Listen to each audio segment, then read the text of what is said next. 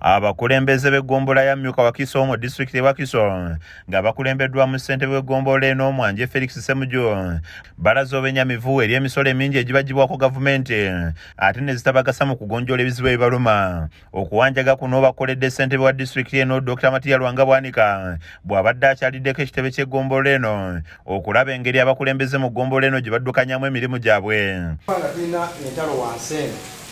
Mtaka wange yagalaga mpinzo okutafuna maanyi gakola mulalo nefa ate support ekijja ku district bange egaanye. So abakulembeze bano bakwesezza omukisa guno okuloopa ebibaluma n'okusingira ddala enguudo embi eziri mu ggombolola eno nga gy'obeera balinga abatawa musolo ate nga be babeezaawo disitulikiti ennamba. Nina agriculture officer ekyokubiri era ne vet officer naye uyo wagundi bbiri naye enguudo za wano zonna eza disitulikiti enkonkogoma nyingi ate enkula y'ekitundu mbi ya nsozi na bikko zonna gye ziri teziyitikamu.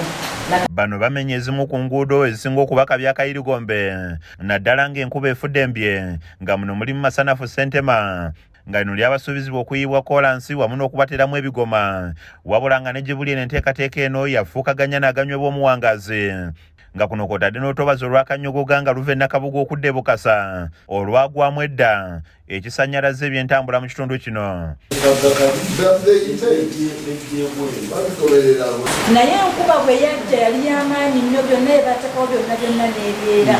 Abantu bano bazze enfunda n'enfunda wano kusaabukamute nga batukaalirira ekizibu kino naye nga tulina busobozi. Ye lw'ekyomusaasizi nga yakulira abakozi ba gavumenti mu ggombolola eno agamba nti ekyokuumira eggombolola eno emabega gye bujja kyakuleetawo omugotteko nga n'abasinga ku b'ennyumba bazimbye ku poloti 2.3 ekitaataaganya enteekateeka y'ekibuga.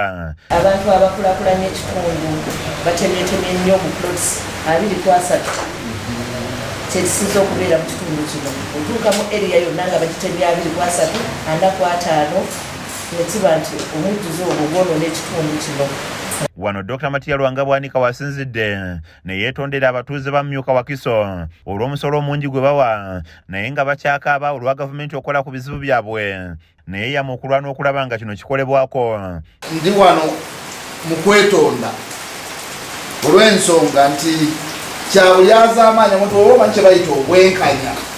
Lwabulyazamaanya nnyo eri abatuuze ba Ssaabasajja Kabaka abava mu ggombolola gye bayita Wakiso mu Mumyuka okubanga tebafuna saabiisi zimala olw'enkola eyaffe eya gavumenti ey'okuba nti ssente zammwe ze mukuŋŋaanya zirabirira n'ab'ennansana ne zirabirira ab'ekira, ssente ziva wano zirabirira ab'Entebe, ssente ziva wano zirabirira abassaabagabo.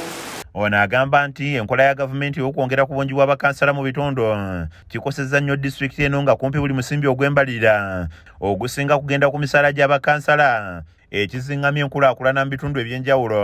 Nga bwe mulaba disitulikiti yonna ate bakansala ku mulundi guno bajja nga bangi nnyo naye bakansala bonna nga bwe bava ewaabwe gye bava tewali kivaayo kujja ku disitulikiti era balabirirwa ssente eziva wano. Era abatuuze ndi wano kwetondera abatuuze ba Mumyuka okuviira ddala kumu abakulembeze n'abatuuze. Kizza Peter yakusakidde eggulya ino ku lwa KSTV Agaleero.